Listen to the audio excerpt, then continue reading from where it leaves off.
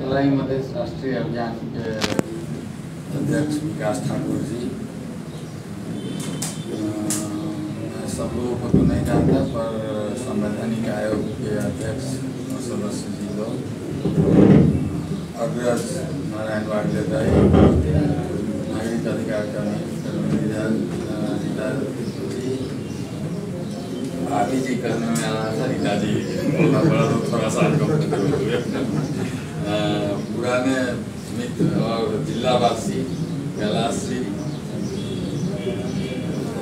मुझे एक शीर्षक भी दिया गया था, शायद शीर्षक पे बोलना, मैं शीर्षक पे ही बोलूँगा क्योंकि वो समग्र चीज़ से ही संबंधित है। मुझे एक शीर्षक विकास जी ने दिया था कि नीति की नेतृत्व और वैचारिक आंदोलन की आवश्यकता। मुझे इंटरेस्टिंग भी लगा और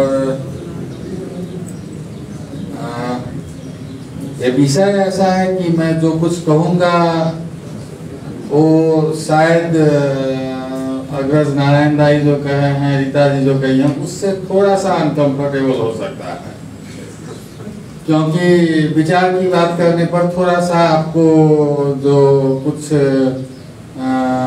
सीमा रेखा है उसको नांगना ही पड़ता है, या विचार शून्य बात करे तो अलग बात है। तो मैं शुरू करता हूँ वहीं से कि आखिर विचारधारा और विचार की राजनीति की वर्तमान परिप्रेक्ष्य में महत्व क्या है। आप देखेंगे कि पहले के जमाने में विचारधारा अलग चीज थी, नीति अलग चीज था, रणनीति अलग चीज थी, राजनीति बहुत ही, वो हम लोग चाणक्य का मीथ पढ़ते हैं, मैं मीथ ही कहता हूँ क्योंकि मुझे विश्वास नहीं लगता है कि ऐसा कुछ हुआ होगा या हुआ भी होगा, पता नहीं। तो ये सब चीज काफी स्पष्ट था कि विचारधारा का क्या मतलब होता है, नीति का क्या मतलब होता है, रणनीति का क्या मतलब होता है। आज जब आधुनिक युग में, आधुनिक खास करके पोस्ट कॉलोनियल वर्ल्ड में जिस तरह का प्रैक्टिस चला है, मुझे लगता है कि अब ये सारी चीजें एक तरह से समानार्थी हो गए हैं।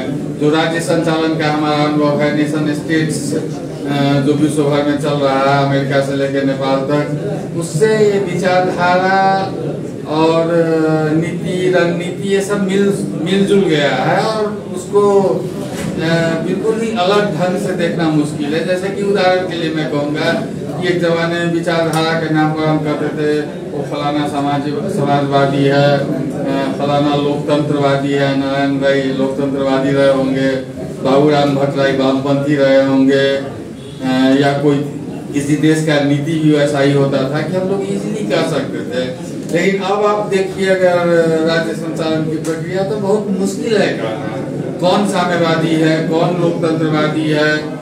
अब अमेरिका का, कल मेरा बेटा भारत में पढ़ता है, वो किसी इंजीनियरिंग में तो किसी चीज के लिए वीसा का आवेदन भर रहा था, तो उसने मुझे कहा कि मैं भी गया था अमेरिका 10-15 साल पहले, तो ऐसा नहीं था कुछ, लेकिन आजकल अमेरिकन वीसा अप्लाई करने के लिए उसमें आपको अपना सामाजिक संजाल कौन कौन सा यूज करते हैं और उसका आईडी भी देना पड़ता है। हो सकता है कुछ दिन बाद पासवर्ड भी मांगे। तो प्रजातंत्रवादी भी कौन है समझ में नहीं आता है। अब इधर उत्तर के तरफ देखते हैं तो शी जिनपिंग है, अब वो पूंजीवादी है कि साम्यवादी है, मैं एटलीस्ट कंफ्यूज हूँ। दक्षिण की तरफ देखते हैं, धर्मनिरपेक्ष राज्य भारत संविधान घोषित, वहाँ के प्रधानमंत्री का हाव भाव चाल ढाल बात तो सुनना ही नहीं पड़ता है। तब वो कैसा धर्मनिरपेक्षता है, वहाँ संविधान कितना माना जाता है, क्या धर्मनिरपेक्षता नाम की कोई चीज भी है, मैं कंफ्यूज हो जाता हूँ। इसीलिए मैं इनको समानार्थी मान के ही आगे की बात करूँगा। और मैं यह अब मानने लगा हूँ कि विचार, मैं फिर रविंद्र मिश्र वाले लाइन में नहीं हूँ कि विचार क्या कहता है, बड़ा फेमस कोट था ना उनका, काल जयी देशभक्त विचार बंदा देश माती सर, मैं उतना भी देशभक्त नहीं हूँ उनके जैसा, तो क्षमा करेंगे उसके। तो मैं विचारधारा, हाँ, लेकिन विचारधारा शब्द अब थोड़ा सा अटपटा सा लगने लगा, इसीलिए मैं आजकल इन सारी चीजों को जो मैंने कहा मूर्त रूप से उसके लिए मैं निष्ठा शब्द, पता नहीं गांधी के साहित्य पढ़ने से या हुआ होगा या क्या, निष्ठा शब्द मुझे काफी पसंद पड़ता है। और इसमें सारे चीज आ जाते हैं, आपका ट्रूथफुलनेस आ जाता है, आपका जवाबदेहिता का बात आ जाता है, आप जो कहते हैं वो करते हैं। जो मैं अभी कह रहा था ना, शी जिनपिंग साम्यवादी है कि नहीं, और या हमारे यहाँ के जो है महासाम्यवादी वो साम्यवादी है कि नहीं, ये भी तो उसको भी उसी कसी पर हम लोग तौल सकते हैं कि आप जो करते हैं वो करते हैं कि निष्ठा की कसौटी पर। तो मैं जो आगे प्रयोग करूंगा विचारधारा की बात, तो मैं अक्सर निष्ठा शब्द का प्रयोग करूंगा। अब चूंकि समय कम है इसलिए मैं अब मधेश के मुद्दे में, चूंकि मधेश से संबंधित विषय है और काफी जनरल बातें, सामाजिक बातें नारायण दाई और रीता जी ने कही भी है, तो मैं मधेश के संबंध में जो विचारधारा का है या निष्ठा का है, एक हमारे यहाँ भी है। जैसे मैंने महान वामपंथी और महान धर्मनिरपेक्षतावादी का नाम लिया और महान देशभक्त हमारे देश के, वैसे ही हमारे यहाँ हमारे मधेश में भी एक महान है जो कहते हैं कि मधेशवाद नाम का कोई बात नहीं होता है। क्यों नहीं होता है, उनसे पूछा गया तो वो कहे कि ये तो क्षेत्र के नाम पर कहीं वाद होता है। अरे बाबा, यहाँ व्यक्ति के नाम पर वाद होता है, मार्क्सवाद होता है, माओवाद होता है। जो कहे वो खुद ही कभी अपने को मार्क्सवादी कहते थे, तो ये तो कम से कम एक भूगोल की बात हो रही है, तो क्यों ये बात नहीं हो सकता है। खैर ये बात विवाद नहीं, छोड़िए, वो अपना कम्युनिस्ट बैकग्राउंड से जो आते हैं उन लोगों को लफाजी करने का थोड़ा शौक होता है, नहीं चाहते हुए बेचारे कर लेते हैं।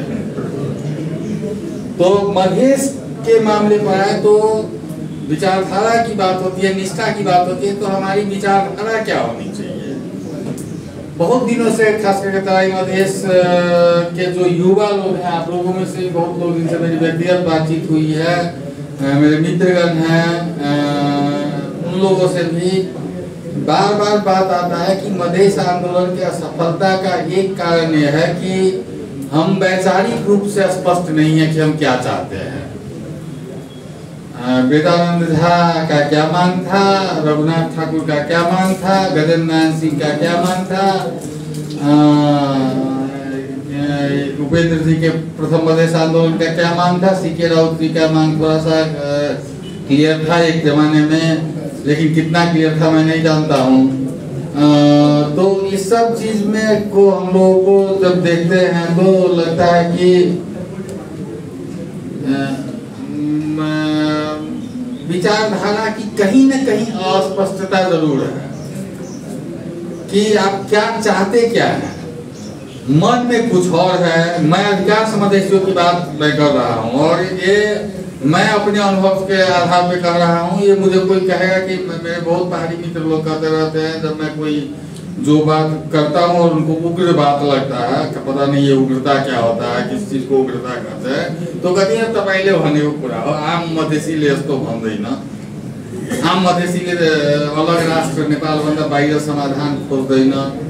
उसके बाद मैं अपने बचपन में पहुंच जाता हूँ। भूत के पास जब हम लोग बैठते थे तो मैं तो बचपन से, पता नहीं पहाड़ के लोग ये सुनते थे या नहीं, लेकिन मैं तो बचपन से सुनते आ रहा हूँ साहब। और सब तरह के घूर में, किसी जमींदार के घर में, किसी टोल के घूर में, सब जगह ये बात होता था कि यहाँ देश में रह से पहले इंडिया में मिलती थी, सबका हमारा इंडिया था, ससुराल इंडिया था, फूफा इंडिया का था, जो मुझे कम से कम शांति से तो रोक रहे थे। मैं बचपन से सुनता आ रहा हूँ, तो मुझे इस बात से ऐसा, मैं इसको टाबू नहीं समझता हूँ कि बोला ही नहीं जाए और बोलने पर कोई महापाप कर दिए हो, वैसा गिल्ट फीलिंग मेरे अंदर नहीं आता है। तो सबसे पहले हम लोग को यह स्पष्ट करना होगा कि जो बात हम लोग कमरे के भीतर करते हैं वो कमरे के बाहर किया जा सकता है, वो बिल्कुल संवैधानिक है, बिल्कुल मानव अधिकार के अंतर्गत है। मैं नारायण दाई से नेपाल मलाई दाई यो दुईवटा देश हुनुपर्छ, टू नेशन थ्योरी में विश्वास गर्छु। ये बात हम खुल के नहीं कर सकते तो साहब कैसे लोकतंत्र में आप जी रहे हैं, किस अभिव्यक्ति स्वतंत्रता की बात आप करते हैं। मैं सीके राउत का पक्षधरता नहीं कर रहा हूँ, सीके राउत तो गए अपना क्या हुआ कैलाश जी जाते तो लेकिन इस तरह की बात होनी चाहिए। तो मैं आ रहा था मुद्दे पर कि मधेश की समस्या के पहचान में ही तो हम लोग गलती नहीं कर रहे हैं, जिस कारण से इसके समाधान का भी हम लोग अपना रास्ता नहीं ढूंढ पा रहे हैं, या जानते हैं कि समस्या क्या है वो बोल नहीं पाते हैं। बहुत कारण से वो किसका धर्मवीर भारती का एक उपन्यास है गुनाहों का देवता, आप लोग बहुत नहीं प्रेमचंद के गोदान का लगे कि दोस्ती के जड़ से क्या ईमान की बात बोलोगे। अब नारायण दाई हैं यहाँ पहाड़ी समुदाय के बंधुओं के, हमको भी थोड़ा बहुत अग्रज है, बहुत दिन से जानते हैं, पहले ही बहुत बार उलट बात कर चुके, अब फिर कहे कि नहीं देश तोड़ने का बात तो संकोच हो जाता है, दोस्ती टूट जाएगा तो नहीं करते हैं। तो ऐसा नहीं होना चाहिए। राजनीति में सैकड़ों लोगों की मैं गंभीर बात कर रहा हूँ, सैकड़ों लोगों का जान जा चुका है। अगर आप मधेश आंदोलन के इतिहास से रघुनाथ ठाकुर के समय से आप देखेंगे तो इस मुद्दे के लिए मधेश मुक्ति कहते कहते सैकड़ों लोगों की जान जा चुकी है। लेकिन मधेश मुक्ति क्या है यह बहुत कम लोगों ने परिभाषित करने की कोशिश की है। तो मधेश का समस्या पहले हम देखें। मैं सिर्फ 4-5 शब्दों में कहूंगा, अगर आपको आपत्ति हो तो आप आपत्ति रख सकते हैं। मधेश का सबसे बड़ा समस्या है कि यह धरती और इसके लोग एक विदेशी सेना के द्वारा जीता गया भूमि, जीती गई प्रजा है। मैं यह मानता हूँ, मैं किसी को मानने के लिए जोर नहीं लूंगा। यह कोई क्या कहते हैं स्वदेशी ही आके यहाँ अपने भाई भाई में झगड़ा हुआ और देश टूट गया, या पांडव और कौरव का लड़ाई नहीं है। यह ब्रिटेन और भारत के साथ, या ब्रिटेन ने जिस जैसे और देशों में किया वैसे ही पहाड़ के शासकों ने तराई को छल छाम दंड भेद, युद्ध तो कभी हुआ है हम कहीं इतिहास में भी नहीं पढ़ते हैं। क्या कैसे कैसे चला गया अंग्रेज और राणा वाना कौन थे वो लोग जाने। ये कैसे क्या युद्ध भी नहीं देखता हूँ कि कहीं बड़ा सा युद्ध हुआ हो, कैसे चला गया ना कुछ और हुआ है। अब यही 1916 1816 क्या क्या संधि वगैरह करते हैं, कैलाश जी ज्यादा बताएंगे इस बारे में, तो उस सब संधि में चला गया है। लेकिन जो भी हो, यहाँ पर जिसने कब्जा किया है वो यहाँ के लोग नहीं थे, they were foreigners, they were aliens। अब इस फॉरेनर शब्द से किसी को आपत्ति होता है, बहुत गिज जाता है, तो हमको नहीं लगता है कि हम जाते हैं अमेरिका तो हमको ही कहता है लोग फॉरेनर है, तो क्या हो गया हम नारायण दाई को एक बार फॉरेनर कह दिए, मतलब इसमें इधर डरने की क्या बात है। दूसरा है कि यह जो कब्जा किया गया है वो एग्रेशन है और ये ऑक्युपाई करके रखा गया। जैसे इजराइल ने अरब का लैंड ऑक्युपाई करके रखा है, वैसे ही ऑक्युपाई करके रखा गया लैंड है, सेना के बल पर, प्रशासन के बल पर। दूसरा चीज है जो बहुत ही कॉलोनी का आप देखेंगे कि राज्य नियंत्रित, राज्य निर्देशित माइग्रेशन कराया जाता है शासकों का। यहाँ भी एग्जैक्टली वही घटना हुआ है। नहीं तो जो 30 साल में जिस तरह से या पिछले 50 साल में जिस तरह से पहाड़ी पॉपुलेशन बढ़ा है, उसको सिर्फ आप अगर यह कहेंगे, हमको मेरे बहुत पहाड़ी मित्र लोग हमको समझाते थे पहाड़ में बहुत दुख थियो यार, त्यही भएर चितवन झर्यो मान्छे, अथवा इलाममा बहुत दुख थियो त्यही भएर झापातिर झर्यो। तो मैं इस थ्योरी में विश्वास नहीं। पानी ल्याउन हामीलाई बुझ्नुभयो विश्वाजी 5-5 घण्टा हिँड्नु पर्थ्यो।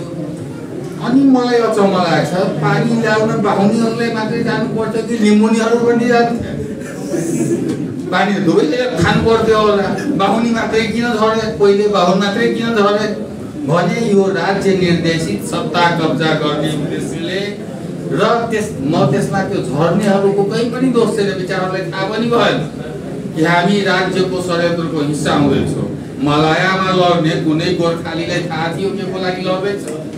त्यस्तै अधिकांश हाम्रा पहाडी दाजुभाइहरू जो तराईमा झरेका छन्, ती शासकको औजार, राजनीतिक औजार भने उनीहरूलाई थाहा पनि भएन। मेरो बुझाइ चाहिँ अर्को रिसोर्स एक्सट्र्याक्सन, कलोनीको जुन क्यारेक्टर हुन्छ, रिसोर्स एक्सट्र्याक्सन व्यापक भएको छ। जङ्गलदेखि लिएर अब हुँदा हुँदा नहुँदा तराईमा एउटा फकरा कहै छै मैथिलीमा, सोना हेराएर कोइला पर ठप्पा सब्जी खत्म भयो भने ऊ ढुङ्गो नै छोडेछ, वो उठा के कहै छै जब भारत निर्यात कर दी। त्यस किसिमको इकोनोमिक हाम्रो नेपाली राज्यसँग सम्बन्ध छ। एक्सट्र्याक्सनको मात्रै छ, केही दिएको छ। जुन हामी कहाँ विकास भएको छ यो विकास त कालान्तरले यो देशको सीमा भएको नभएको भए पनि आफै पनि हुन्छ। जुन दर्जाको विकास हामीले 21औं शताब्दीमा जसलाई हामी विकास भन्छौँ, डोजर लगाएर 2-4वटा बाटो खन्नलाई, यो त केही नभए पनि राज्यै नभए पनि हुन्छ, आफै हुन्छ। मान्छेले बाटो कसरी पहाडमा हेर्नुहोस् न, गएर कहाँ राज्य बाटो थिएन। कुमाउ गढवालबाट भाग्दा मान्छेहरू कसरी बाटो बनाए, पहाड दार्जिलिङसम्म पुग्यो।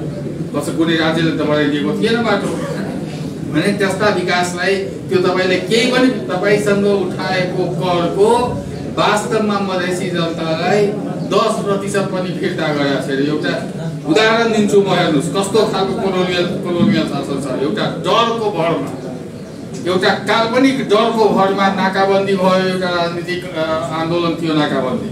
त्यसको भरमा अरबौं रकमको पहाडी लोक राजमार्ग बनायो। त्यसमा के निर्यात हुन्छ र के आयात हुन्छ आजसम्म कसैलाई थाहा छैन। के निर्यात हुन्छ त्यहाँ तपाईँ पुरै पहाडी लोकबाट यात्रा गरेर हेर्नुहोस्, त्यहाँ दिनभरिमा 5वटा बस तपाईँ क्रस गर्नुहुन्छ। ट्रकको त पैसा चल्दै छैन। अब भन्छ फास्ट ट्र्याक बनाउने, 50 किलोमिटर भित्र काठमाडौँ जोड्ने, तराईको टाउन जोड्ने, वीरगञ्ज, जनकपुर र भैरवालाई जोड्ने, 3वटा हेटौडालाई जोड्ने 4वटा पक्की सडक छ। तर यहाँहरूलाई राजाहरूलाई फास्ट ट्र्याक चाहियो। फास्ट ट्र्याकले दूरी कति घटाउँछ हेर्नु होला। म ठोकेर भन्छु त्यो फास्ट ट्र्याक घटाउनाले जनकपुर वीरगञ्जबाट काठमाडौँ पुग्ने जुन इकोनोमिक हब छ तराईको, त्यसबाट काठमाडौँ पुग्ने समयमा आधी घण्टाको पनि फरक हुँदैन। तर त्यहाँ अर्बौं सहा हुन्छ, किनभने कुनै राणाजीको सन्तान सेनापतिलाई पाल्नु परेको छ, सेनालाई दिनु परेको छ। अरू काम पछाडि भयो भने फास्ट ट्र्याक चाहिँ बनाइहाल्यो। तर यो कुरा भन्नु डर लाग्छ। अब यहाँ पनि डर लाग्छ, तर के गर्नु, कति डर। त्यसपछि के भन्छ, यी सब कोलोनीका क्यारेक्टरहरू नेपालमा क्लियरली देखिएको छ कि यो मधेस चाहिँ कोलोनी हो। अब यसको समाधान के त? सबभन्दा पहिलो यसको समाधानमा मान्छु, पहिले त हामी मान्नु पर्यो कि हामी कोलोनाइज पिपुल हो। यो मान्नुमा कुनै लज्जा भाव छैन। हाम्रो पुर्खा कायर भएर हामी कब्जा भएका छैनौँ। सम्राट अशोकको साम्राज्य पनि कोलोनाइज भएको हो। हाम्रा पनि थियो होला, पुर्खाहरू बडा बलशाली थियो होला, तर कता लाग्यो होला ससुरालीतिर, त्यस बेला पृथ्वीनारायण छिरिहाले भने। यसमा धेरै एपोलोजेटिक हुनुपर्ने, लज्जा मान्नुपर्ने विषय होइन। तर हामी कोलोनाइज छौँ, कोलोनाइज छौँ, त्यतिसम्म मान्यौँ। अब यो कुरा हामीले राज्यलाई बुझाउनुपर्छ, शासक वर्गलाई बुझाउनुपर्छ कि हेर समस्याको जरो यहाँनिर छ। यहाँ तिमीले जसरी डी क्लार्कलाई मण्डेलाले जेलबाटै बुझाए कि एपार्थिक छ, रङ्गभेद छ यहाँ, त्यस्तै हामीले यहाँका शासकहरूलाई बडा नम्रतापूर्वक बुझाउनु परेको छ कि यो के भन्छ रे कोलोनी हो र यसलाई त्यसै हिसाबले यसको समाधान खोज्नुपर्छ। यो खालि सामान्य बहिष्करण सीमान्तीकरणको समस्या होइन, यो कोलोनाइजेसनको समस्या हो। यहाँ वर्षौं यसले मान्छेको भाषा संस्कृति मारेको छ। यो कुनै अरू ठाउँ जस्तो आदिवासीको पनि समस्या छ, तर छुट्टै खालको समस्या हो। मधेसको समस्या भनेको यो क्लासिकल कोलोनाइजेसनको समस्या हो र यसलाई त्यही आलोकमा यसको समाधान खोज्नुपर्छ भन्ने म मान्यता राख्छु। अब समाधान खोज्दाखेरि के समाधान खोज्ने? पहिले त एउटै समाधान थियो कोलोनी 1950 मा कोलोनीको समस्या भयो, कोलोनाइजेसनको समस्या भयो, एउटा मात्रै समाधान थियो, कोलोनाइजरलाई हराउने। जसरी महात्मा गान्धी जस्तो भद्र नेताले लास्टमा 1942 मा के नारा लगायो भने ए अंग्रेजो भारत छोडो भने हामी पनि ए पहाडी तराई छोडो भने। मलाई लाग्छ जसरी मैले विचारधाराको कुरा गर्दा भने कि बिस्तारै परिवर्तन गर्छ। डिकोलोनाइजेसनको प्रोसेसमा पनि इनोभेटिभ हुने थुप्रै ठाउँहरू छन्। हामी खाली समस्यालाई मानौँ कि यो कोलोनी हो र डिकोलोनाइज गर्नुपर्छ यसलाई भने 100वटा बाटो देखिन्छ। संघीयता त्यसैको अभ्यास थियो। संघीयता पनि आजकलको जमानामा आएर एक किसिमको डिकोलोनाइज गर्ने अभ्यास थियो। तर we utterly or our leaders utterly failed in that. त्यस संघीयताको सीमाङ्कन कस्तो गर्यो भने हामीलाई एउटा युनिटको रूपमा, मानवको रूपमा, एउटा कोलोनाइज पपुलेसनको रूपमा त मानेन यो सीमाङ्कनले भने यो संविधानबाट आशा गर्न सकिँदैन। म के निष्कर्षमा पुगेछु भने संवैधानिक मार्गबाट 2-4वटा पद पाइन्छ। मैले माननीय अध्यक्षज्यूहरूलाई भनेको होइन, अथवा कोही पद पाएका मान्छेलाई भनेको होइन, अथवा कोही मन्त्री हुनुभएको छ उहाँले भनेको होइन। तर यो समस्याको चुरो जहाँको यही रहन्छ र हरेक 10-5 वर्षमा 100जनाले दुवैतर्फबाट ज्यान गुमाउनु पर्छ। त्यही भएर सिधा यो वैचारिक ढाललाई हामीले नेतृत्व गरौँ र यो परिवर्तन राज्यले बुझाउने कुरा जुन छ त्यो कठिन छ। त्यो रातारात हृदय परिवर्तन हुनेवाला छैन कि आज राति सुन्यो भोलि बिहान उठेर ल है हामी रियलाइज गर्यो भन्ने छैन। यो चाहिँ कन्टिन्युअस कन्फ्रन्टेसन। जो नारायण दाइले अघि कुरा गर्नुभयो, नागरिक समाजको एउटा त्यो गुण हुन्छ। नेताहरूको बाध्यता होला, उपेन्द्र यादव, महन्त ठाकुरको बाध्यता होला। हामी तपाईले केही बाध्यता छैन। हामीले नागरिकको र राज्यको सम्बन्ध सुन्दा अप्ठ्यारो लाग्छ, तर अलवेज कन्फ्रन्टेसनल हुनुपर्छ। सही कुरामा थप्री बजाउनलाई त उसका भाडाहरू छँदैछ, हामीले किन थप्री बजाउनु पर्यो? हामीले त प्रश्न सोध्नु पर्यो उसलाई, सत्तालाई, राज्यलाई। र प्रश्नको अनि के भन्छ, प्रश्नको जवाब के त? जवाब म दिन्न। चलाएर खाने तिमी, दिल्ली जम्मू टोली लिएर त्यहाँ आइटिसी बुखारामा पेसावरी नान र अमृतसरी मछली खाने तिमी, जवाब मैले दिने? म दिन्न जवाब, म सवाल मात्रै गर्छु। र त्यसमा मलाई कुनै त्यो छैन कि म जवाब यसको समाधान दिन सकिन्छ। मेरो कामै होइन समाधान दिनु। अब यो कुराहरूलाई हेर्दाखेरि के लाग्छ भने हामीले कन्फ्रन्टेसनल लाइनमा गएपछि सबभन्दा ठुलो र एउटा छ हिंसा हुनु हुँदैन। त्यो पूर्व शर्त हो। हिंसाले कसैको पनि भलो गर्दैन भन्ने पटक पटक प्रमाणित भएको कुरा हो। त्यसले समस्याको समाधान पनि दिँदैन। तर हिंसा र कन्फ्रन्टेसनलाई जोड्नु पनि हुँदैन। कन्फ्रन्टेसन एकदम सबभन्दा ठुलो कन्फ्रन्टेसन महात्मा गान्धीले गरे असत्तासँग, सत्तालाई असहयोग आन्दोलन गरौँ हामी। असहयोग आन्दोलनको सबभन्दा अमोघ अस्त्र छ हामीसँग, संविधान प्रदत्त अस्त्र, चुनाव बहिष्कार। आजसम्म कश्मीरी जनताले अरू केही गर्न सकेन। मलाई फेरि कश्मीरी आतंकवादीसँग नजोड्नु होला, म कश्मीरी जनताको कुरा गर्दैछु। केही पनि सकेनन् भारतीय सुरक्षा फौजको अगाडि। तर चुनावमा मात्रै भाग नलिएर उसले भारतलाई जाक्रा कहिलेसम्म पारिरहेछ र कश्मीर भारतको अभिन्न अङ्ग भन्दा एकचोटि हिचकिचाउनु पर्छ। हामी यो संविधानले हाम्रो अथवा यो शासन सत्ताले हाम्रो समस्याको सही पहिचान नगरेसम्म र त्यसको समाधान नदिएसम्म हामी यो देशले गराएको चुनावमा भाग लिँदैनौँ भने सानै स्वरमा भए पनि बोलिराखौँ। म क्लियरली योभन्दा पछिल्लो चुनावमा जागिर गयो। यो चुनावमा जानै त नजाला त्यति याद छैन कसैको, हुनुहुन्छ। तर चुनाव र त्यो संविधान प्रदत्त अधिकार हो चुनावमा भाग नलिनु। त्यो कुनै संविधानको कुनै धारा त मैले पल्टाएर वकिलहरूसँग राय गरिसके, विकासजी हुनुहुन्छ। संविधानमा भाग लिनलाई तपाईँले कसैले बाध्य गर्न सक्दैन। केही नगरौँ, म बस्छु, म आफ्नो गरौँ बस्छु। आज यो देशमा जुन दिन लास्ट इलेक्सनमा 70% मतदान भएको थियो नि तराईमा, यसपालि अथवा यसको 10 वर्षपछि तपाईँ त्यो पर्सेन्टेजलाई घटाउँदै लगेर 15% पुर्याइदिनुहोस्। यो शासकहरूलाई रातारात जुन मैले भनेको थिएँ नि यसलाई परिवर्तन भइहाल्छ। त्यो एउटा बाटो हो। अर्को कर नतिर्ने, सकेको ठाउँमा कर नतिर्ने। किनभने कर हामीले फिर्ता आउँदैन। सरकारलाई कमजोर बनाउने सिधा तरिका हो, गान्धीवादी तरिका हो कर नतिर्ने। जहाँ अब तिर्नै पर्छ, के गर्यो भने नागरिकता चाहियो, छोराले जागिर खुवाउनु पर्यो भने त्यहाँ दाजु बुझाउनु भयो, बुझाउ। तर पाएको ठाउँमा म तिर्दिनँ। त्यसले पाएको ठाउँमा चलिन्छ, मैले पाएको ठाउँमा म तिर्दिनँ।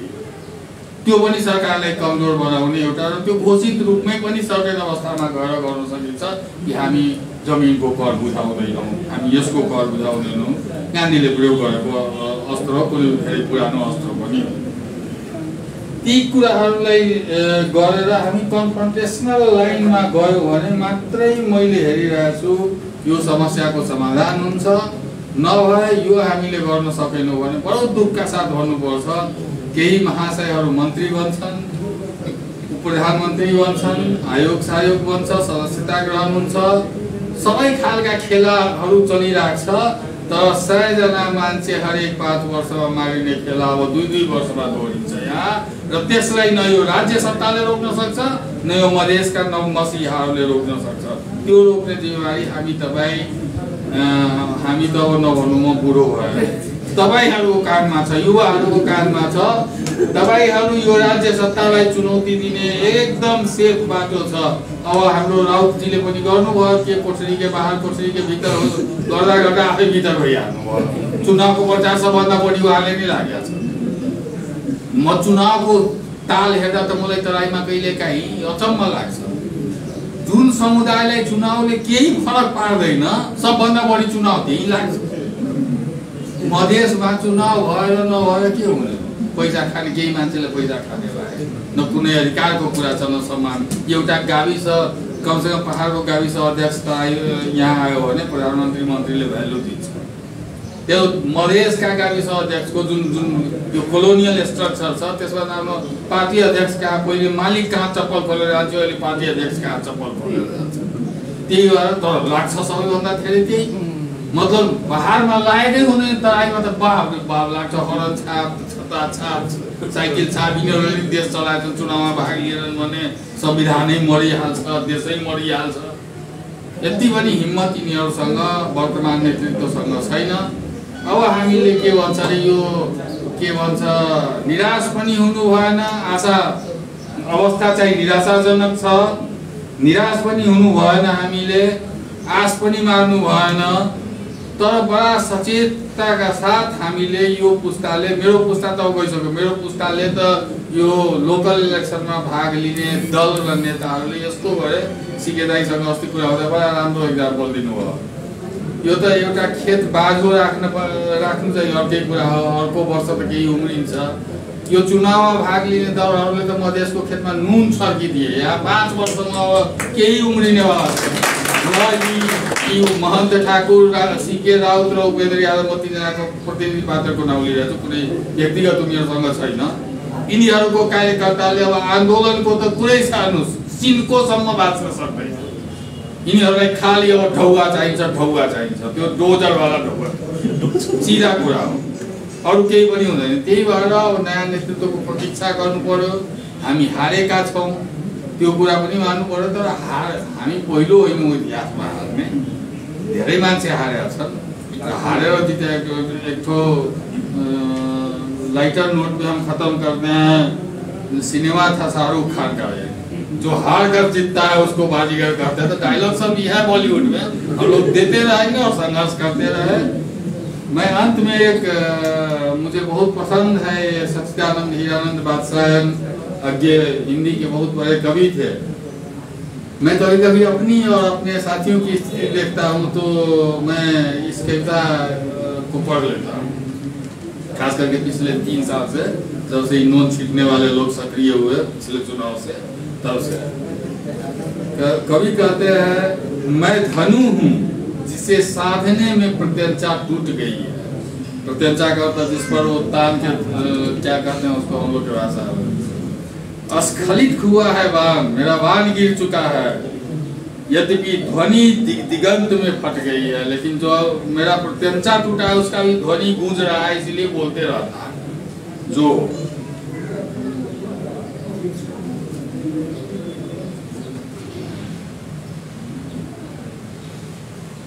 प्रलय स्वर है वह, या है बस मेरी लज्जाजनक पराजय।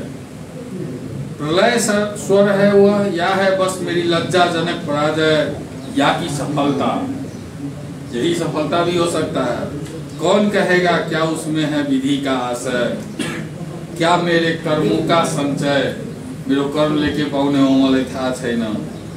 मुझको चिंता छूट गई है, मैं बस जानू मैं धनु हूँ जिसकी प्रत्यंचा टूट गई है। लेकिन टूट गई है तो प्रत्यंचा लगाने वाला भी कोई आएगा, प्रेम अभी भी बाकी है।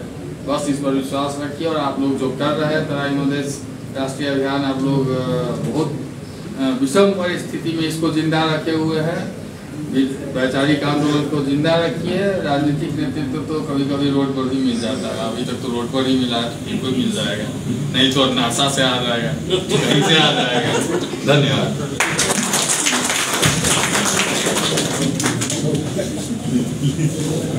बहुत बहुत धन्यवाद राकेश मिश्र सर के, खास कर राकेश मिश्र सर